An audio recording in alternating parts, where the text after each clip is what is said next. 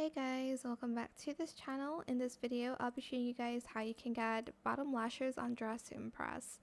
To do that, you don't need any VIP or custom makeup. You're just going to grab these lashes here. I toggled mine to the 9th one, but you can toggle it to anything you want.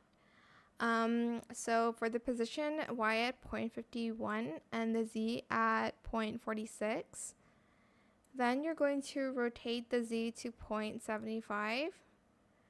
And you're just going to scale it all the way down to 0.27. You can color the lashes to whatever color you desire as well. But yeah, that is it. I hope it was helpful for you guys. Don't forget to like, comment, share, and also subscribe to this channel if you haven't done that already. If you have any more questions about this video, just leave it in the comment section down below. I will try my best to answer them all for you guys. And if you found this video helpful, please click the thanks button as well. That is it. Thank you so much for watching. Bye.